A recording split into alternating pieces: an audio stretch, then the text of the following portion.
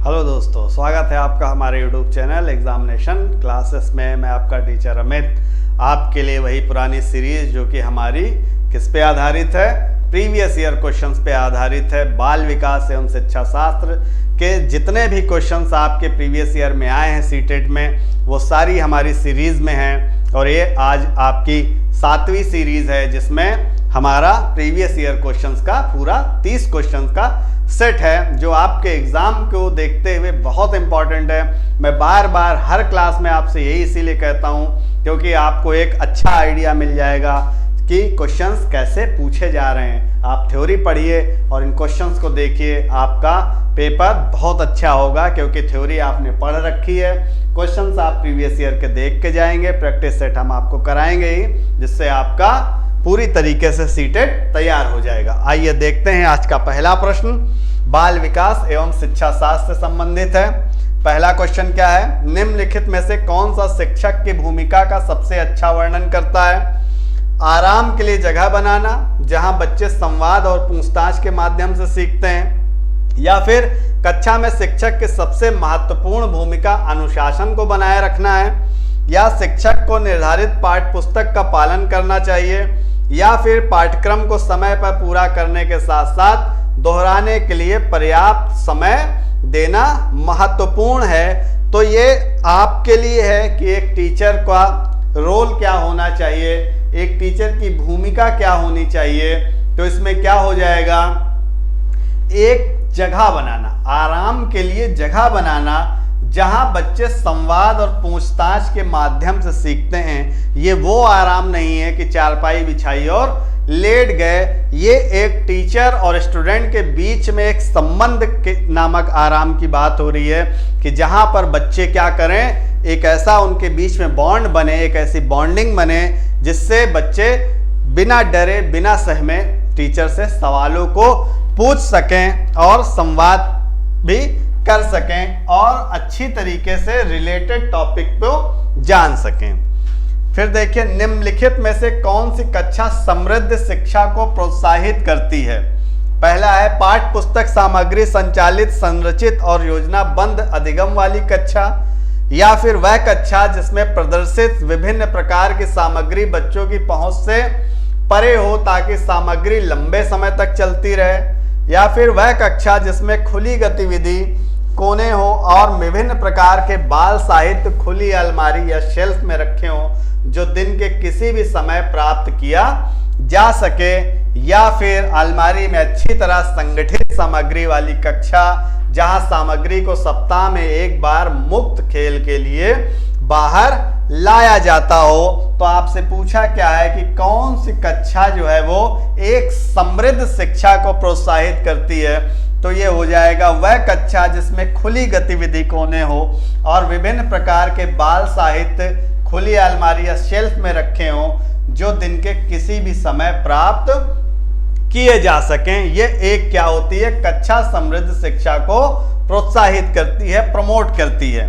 Next है, निम्नलिखित में से कौन सा कक्षा में पाठ्य पुस्तकों की भूमिका का सबसे अच्छा वर्णन करता है? इसमें पाठ्य पुस्तकों की भूमिका का सबसे अच्छा वर्णन करता है। पाठ्य पुस्तिका होती क्या है, बुक्स क्या होती हैं, बुक्स की भूमिका क्या होती है आपके जीवन में, आपकी पढ़ाई लिखाई में, इसमें से कौन सी जो 4 ऑप्शन है उसमें सबसे अच्छा वर्णन कौन कर रहा है? वे संसाधन रहित संदर्भ में सबसे आवश्यक अधिगम संसाधन बनाती हैं। वे कक्षा में उपलब्ध संसाधन और संदर्भ सामग्री में से एक हैं। वे एक राज्य राष्ट्र में अधिगम में एक रूपता बनाए रखती हैं, या फिर वे अध्ययन के पाठ्यक्रम के बारे में शिक्षकों और माता पिता को मार्गदर्शन देती हैं। तो आपका जवाब क्या हो जाएगा? आपका जवाब हो जाएगा, क्या हो जाएगा? ये वे संसाधन रहित संदर्भ में सबसे अधिक अधिगम संसाधन बनाती हैं। तो ये किताबों का मेन रोल हो गया। राष्ट्रीय पाठ्य चर्चा फ्रेमवर्क 2005 क्या है? राष्ट्रीय पाठ्य चर्चा फ्रेमवर्क 2005 ने अपनी समझ से डैश से प्राप्त की है। अपनी समझ कहां से प्राप्त करी है? संज्ञानात्मक सिद्धांत, मानवतावाद या व्यवहारवाद या फिर रचनावाद? तो इसमें आपका आंसर हो जाएगा रचनावाद।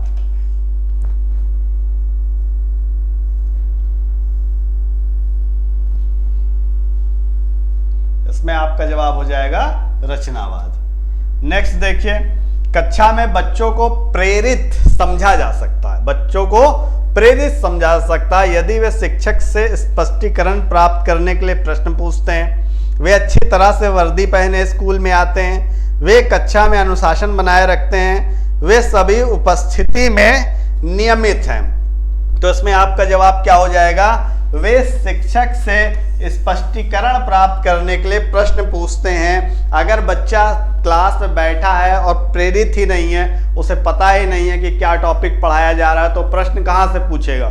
जो बच्चा ध्यान से सुन रहा है, जो उस चीज़ के लिए मोटिवेट है, जो उस चीज़ के लिए प्रेरित है, वही बच्चा क्या करेगा, टीचर से क्लियरिफिकेशन के लिए क्वेश्चंस रेज करेगा या स्पष्टीकरण प्राप्त करने के लिए प्रश्न पूछेगा। इसका मतलब है कि बच्चा क्या है, प्रेरित है उस चीज से।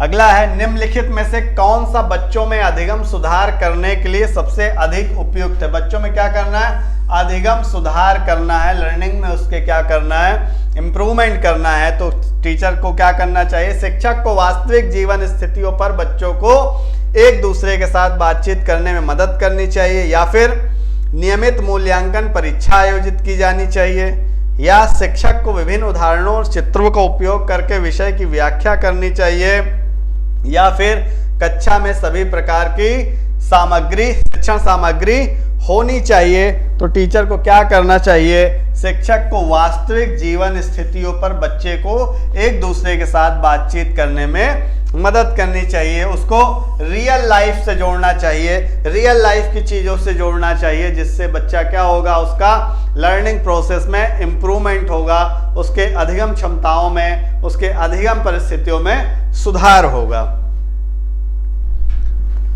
अनुशासन, डिसिप्लिन, जो अधिगम वातावरण में एक महत्वपूर्ण भूमिका निभाता है, किस तरह की मदद करता है, किस तरीके की मदद करता है। डिसिप्लिन से क्या होता है, बच्चों को उनके पाठ रटकर याद करने में, या फिर बच्चों को अपनी शिक्षा को विनियमित और मॉनिटर करने के लिए, या चुप्पी साधे रहने के लिए, या शिक्षकों को निर्देश देने के लिए।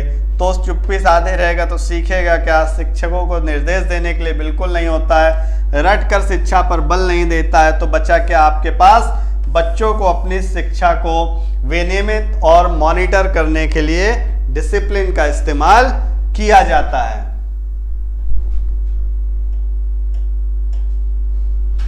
आनुवांशिकता और पर्यावरण की भूमिका, हेरिडिटी और एनवायरनमेंट की भूमिका के बारे में निम्नलिखित में से कौन सा कथन सत्य है। पर्यावरण केवल बच्चे की भाषा विकास में महत्वपूर्ण भूमिका निभाता है, या विकास के कुछ पहलू आनुवांशिकता और कुछ अन्य पर्यावरण से अधिक प्रभावित रहते हैं। सीखने और प्रदर्शन करने की एक बच्चे की क्षमता जीनों द्वारा पूरी तरह से निर्धारित की जाती है, या फिर अच्छी देखभाल और पौष्टिक आहार बच्चे के किसी भी जन्मजात विकार को दूर कर सकता है। ठीक है, तो इसमें आपका क्या हो जाएगा कि विकास के कुछ पहलू आनुवांशिकता और कुछ अन्य पर्यावरण से अधिक प्रभावित होते हैं। ठीक, इसमें दोनों चीजों का महत्व बराबर है।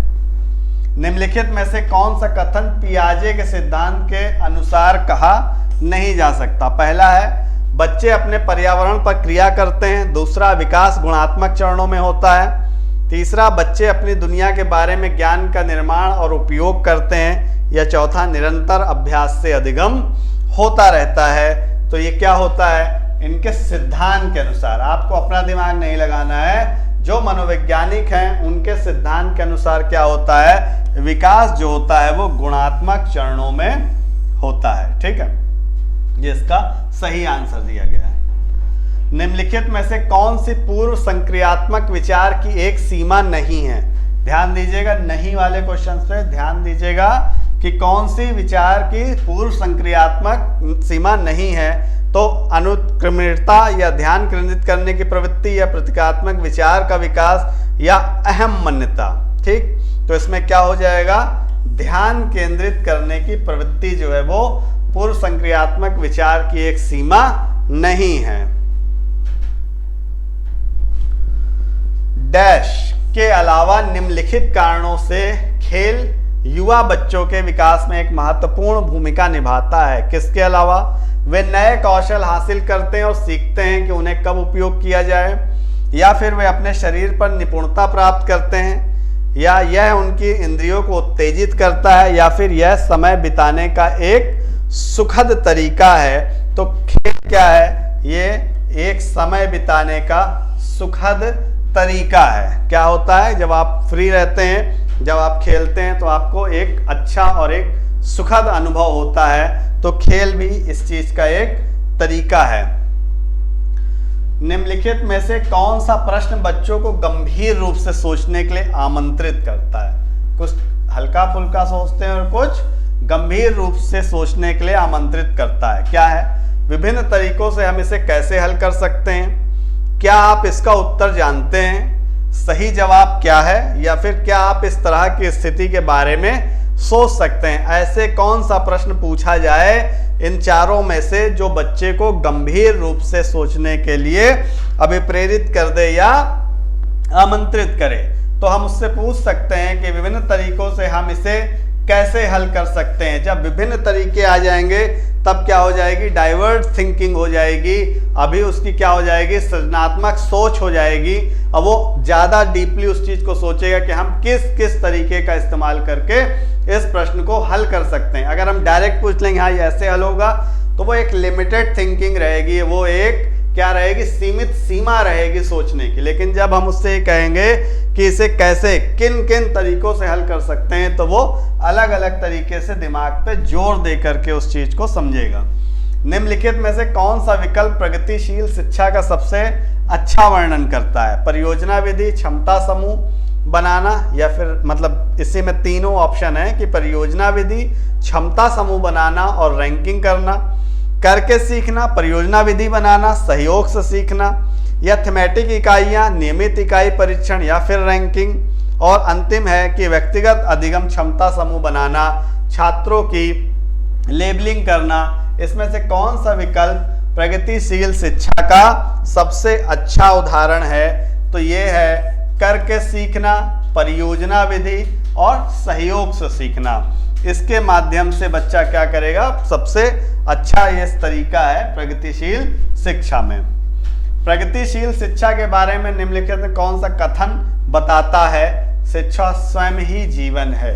ये कथन है। ये प्रगतिशील शिक्षा में इनमें से कौन सा कथन बताता है कि शिक्षा स्वयं ही जीवन है? जीवन सच्चा शिक्षक है। स्कूल शिक्षा को यथासंभव लंबे समय तक जारी रखना चाहिए। स्कूलों की आवश्यकता नहीं है, बच्चे अपने जीवनों के अनुभव से सीख सकते हैं। या फिर स्कूलों में शिक्षा सामाजिक और प्राकृतिक दुनिया को प्रतिबिंबित करती है। तो इसमें आपका आंसर हो जाएगा कि स्कूलों में शिक्षा जो है, स्कूल में जो शिक्षा दी जाती है वो सामाजिक और प्राकृतिक दुनिया को प्रतिबिंबित करती है। इस कथन से यह पता चलता है कि शिक्षा स्वयं ही जीवन है।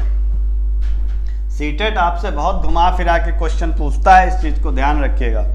कोलरबर्ग के सिद्धांत के योगदान के रूप में निम्नलिखित में से किसे माना जा सकता है? कोलरबर्ग के सिद्धांत के योगदान के रूप में किसे माना जा सकता है? उनका विश्वास है कि बच्चे नैतिक दार्शनिक हैं, या फिर उनके सिद्धांत ने संज्ञानात्मक परिपक्वता और नैतिक परिपक्वता के बीच एक सहयोग का समर्थन किया है। इस सिद्धांत में विस्तृत परीक्षण प्रक्रियाएं हैं, या फिर यह नैतिक तर्क और कार्रवाई के बीच एक स्पष्ट संबंध स्थापित करता है। तो यही ऑप्शन आपका सबसे सटीक है कि यह नैतिक तर्क और कार्रवाई के बीच एक स्पष्ट संबंध स्थापित करता है। अगला देख लीजिए, निकटवर्ती विकास का क्षेत्र संदर्भित करता है उस सीखने के बिंदु को जब सहयोग वापस लिया जा सकता है, या फिर उस चरण को जब अधिकतम विकास संभव है, या फिर उस विकासात्मक चरण को जब बच्चा सीखने की पूरी जिम्मेदारी लेता है, या चौथा एक संदर्भ को जिसमें बच्चे सहयोग के सही स्तर के साथ कोई कार्रवाई लगभग स्वयं कर सकते हैं। तो सीधा सीधा आपका जवाब ये हो जाएगा जिसमें बच्चे सहयोग के सही स्तर के साथ कोई कार्य को लगभग स्वयं कर सकते हो। एक उभयलिंगी व्यक्तित्व क्या होता है? समाज में प्रचलित रूढ़िवादी लिंग भूमिकाओं का पालन करता है, या फिर स्त्री लक्षणों वाले पुरुषों को संदर्भित करता है, या एक उभयलिंगी व्यक्तित्व में आमतौर पर माने गए पुरुष और स्त्री गुणों का समायोजन होता है, या फिर एक उभयलिंगी व्यक्तित्व में दृढ़ और अहंकारी होने की आदत होती है। तो ये बिल्कुल नहीं होता है, ये भी नहीं होता है और ये भी नहीं होता है। होता क्या है कि एक उभयलिंगी व्यक्ति में आमतौर पर माने गए पुरुष और स्त्री गुणों का समायोजन होता है। बच्चे डैश को छोड़कर अन्य सभी के द्वारा लिंग भूमिकाएं ग्रहण करते हैं, ट्यूशन, मीडिया, समाजीकरण या फिर संस्कृति। तो इसमें आपका जवाब हो जाएगा ट्यूशन। बच्चे ट्यूशन को छोड़कर अन्य सभी के द्वारा लिंग भूमिकाएं ग्रहण करते हैं। अगला देखिए, मान्यकृत परीक्षणों की आलोचनाओं में से एक यह है कि वे बच्चे की क्षमता की स्पष्ट तस्वीर नहीं देते हैं, वे मुख्य रूप से मुख्य धारा की संस्कृति का प्रतिनिधित्व करते हैं और इसलिए पक्षपाती हैं, या फिर उनकी भाषा को समझना मुश्किल है, या परीक्षण बड़ी आबादी पर लागू नहीं किए जा सकते हैं। तो उसमें आपका आंसर हो जाएगा वे मुख्य रूप से मुख्य धारा की संस्कृति का प्रतिनिधित्व करते हैं और इसलिए पक्षपाती हैं। यह मान्यकृत परीक्षणों के बारे में बात कही गई है। एकाधिक बुद्धिमानी का सिद्धांत कहा जाता है। एकाधिक मतलब more than one. More than one मतलब एकाधिक बुद्धिमानी का सिद्धांत कहता है कि प्रभावशाली अध्यापन के द्वारा बुद्धि बढ़ाई जा सकती है। बुद्धि तेजी से बढ़ाई जा सकती है या फिर बुद्धि कई प्रकार की हो सकती है। पेपर पेंसिल परीक्षण सहायक नहीं है। तो इसमें आपका सीधा सा जवाब है कि बुद्धि कई प्रकार की हो सकती है, क्योंकि एकाधिक बुद्धिमानी मतलब एक से अधिक, इसका मतलब बुद्धि कई प्रकार की हो सकती है। सीधा सा जवाब है। शिक्षा सीखने के लिए मूल्यांकन और सीखने के मूल्यांकन दोनों का उपयोग कर सकते हैं। कब? बच्चों की प्रगति की निगरानी करने और उनके सीखने के अंतराल को भरने के लिए उचित लक्ष्य निर्धारित करने में, या फिर बच्चों की प्रगति और उपलब्धि स्तर को जानने में, या बच्चे के सीखने की ज़रूरतों को जानने में और तदनुसार शिक्षण रणनीति का चयन करने में, या फिर आवधिक अंतरालों पर बच्चे के प्रदर्शन का आकलन करने और उसके प्रदर्शन को प्रमाणित करने के लिए। इसमें से आपका सही जवाब क्या हो जाएगा? बच्चों की प्रगति और उपलब्धि स्तर को जानने के लिए ही मूल्यांकन किया जाता है। आपके एग्जाम्स क्यों होते हैं? इसलिए होते हैं, हर 6 महीने पे होते हैं, और जो इंग्लिश मीडियम होते हैं वो सेमेस्टर, वो से क्या कहते हैं, essay 1 essay 2 इस टाइप से होते हैं, 3-3 महीने पे होते हैं। और इसीलिए ये होते हैं कि इस 3 महीनों में या इस 6 महीनों में या इस 1 साल में आपको जो पढ़ाया गया है उसे आपने किस स्तर पे समझा है, उसी चीज़ का मूल्यांकन किया जाता है। तो इसीलिए कहा गया है कि बच्चों की प्रगति और उपलब्धि स्तर को जानने के लिए। निम्नलिखित में से कौन सा सतत एवं व्यापक मूल्यांकन से संबंधित नहीं है? ध्यान दीजिएगा, नहीं है। यह बच्चों को धीमे, खराब या बुद्धिमान के रूप में चिन्हित करने में उपयोगी होता है, या फिर इसे भारत के शिक्षा के अधिकार अधिनियम द्वारा अनिवार्य किया गया है, या फिर यह शिक्षण अधिगम प्रक्रिया का एक अभिन्न अंग है, या यह विभिन्न शिक्षा क्षेत्रों में बच्चों की उपलब्धि पर केंद्रित है। आपसे पूछा गया है कि कौन सा सतत और व्यापक मूल्यांकन से संबंधित नहीं है। ठीक है, तो आपका ये नहीं है। इसे भारत के शिक्षा के अधिकार अधिनियम द्वारा अनिवार्य किया गया है, ये चीज नहीं है। बच्चों में प्रतिभाशालिता डैश के कारण हो सकती है। अनुशासित दिनचर्या है, या अनुवांशिकता व वातावरण के बीच एक अंतःक्रिया है, एक संसाधन समृद्ध वातावरण है, या फिर सफल माता पिता। इसमें से कौन सी चीज की वजह से क्या हो सकता है? प्रतिभाशालिता के कारण हो सकती है। इसमें से कौन सा ऐसा कारण है जो प्रतिभाशालिता का कारण हो सकती है? तो इसमें हो सकती है अनुवांशिकता और वातावरण के बीच में एक अंतःक्रिया। सामाजिक आर्थिक रूप से वंचित पृष्ठभूमि से आने वाले बच्चों को कक्षा के माहौल की आवश्यकता होती है, जो बच्चों को उनकी क्षमताओं के आधार पर वर्गीकृत करता है, उन्हें अच्छा व्यवहार सिखाता है, उनके सांस्कृतिक और भाषाई ज्ञान को महत्व देता है तथा उनका उपयोग करना सिखाता है, या फिर उनकी भाषा के उपयोग को हतोत्साहित करता है ताकि वे मुख्यधारा की भाषा सीखें। इसमें से क्या है कि जो सामाजिक आर्थिक रूप से बच्चे आते हैं, जो वंचित पृष्ठभूमि से बच्चे आते हैं, उनके लिए कक्षा का माहौल कैसा होना चाहिए? तो उनके लिए क्या होना चाहिए कि उनके सांस्कृतिक और भाषाई ज्ञान को महत्व देता है तथा उनका उपयोग करता है, क्योंकि वो अलग तरीके के माहौल से आए हैं, तो उनको भी उनकी भाषा और उनके सामाजिक परिवेश को महत्व देना चाहिए।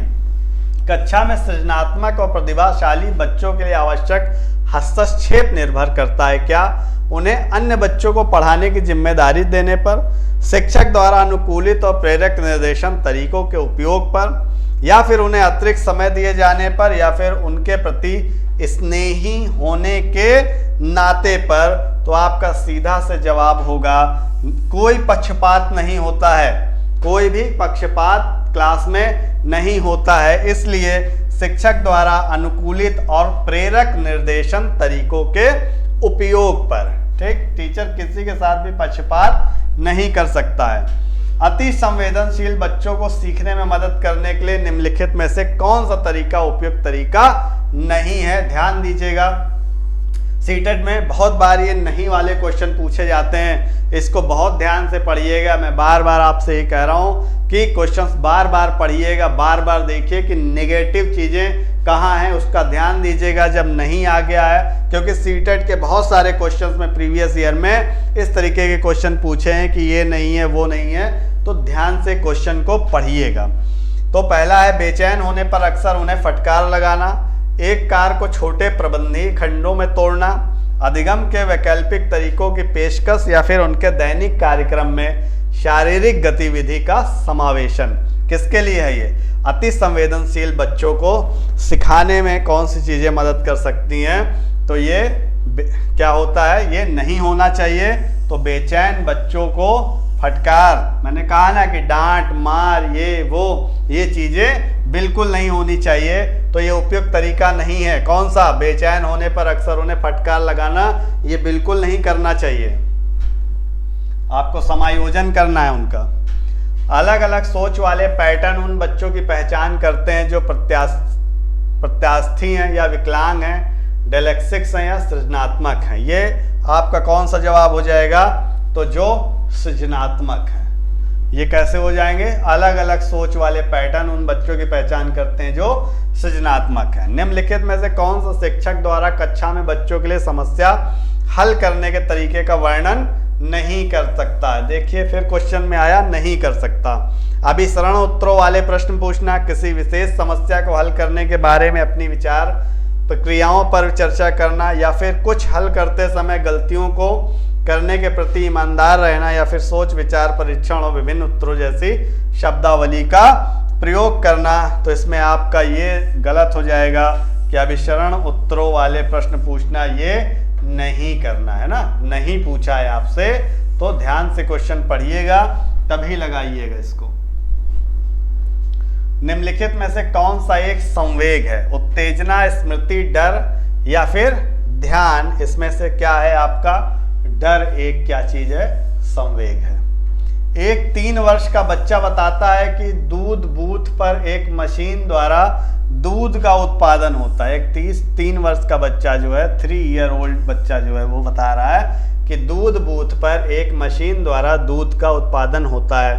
निम्नलिखित में से कौन सा बच्चे की समझ का सबसे अच्छा स्पष्टीकरण प्रदान करता है? बच्चे का परिवार बच्चे को प्रेरक वातावरण प्रदान नहीं करता, बच्चे को दुनिया का बहुत सीमित अनावरण ज्ञान है, या बच्चे का जवाब दूध बूथ से दूध खरीदने के अपने अनुभव पर आधारित है, या फिर बच्चे ने गायों को कभी नहीं देखा है। तो इसमें से कौन सी चीज हो जाएगी? बच्चे का जवाब क्या हो जाएगा? नहीं। इसमें क्या हो जाएगा? बच्चे का जवाब जो है वो दूध बूथ से दूध खरीदने के अपने अनुभव पर आधारित है। तो ये हो गए आपके आज के 30 प्रश्न जो कि प्रीवियस ईयर क्वेश्चंस हैं और सीटेट में पूछे गए हैं। आपको बार बार मैंने बताया कि क्वेश्चंस में नहीं की भूमिका को भी देखिएगा ताकि आपका क्वेश्चन गलत ना हो। आई होप कि आपका आज की जो क्लास है आपको पसंद आई होगी और ये प्रीवियस ईयर क्वेश्चंस आपको बहुत हेल्प करेंगे। अगर आपको ये सारी चीज़ें पसंद आ रही हैं, हमारा चैनल का प्रयास आपको पसंद आ रहा, हमारी टीम का प्रयास आपको समझ में आ रहा है, अच्छा लग रहा है, तो हमारे चैनल को लाइक करें, शेयर करें, सब्सक्राइब करें। आपका दिन शुभ हो। Thank you.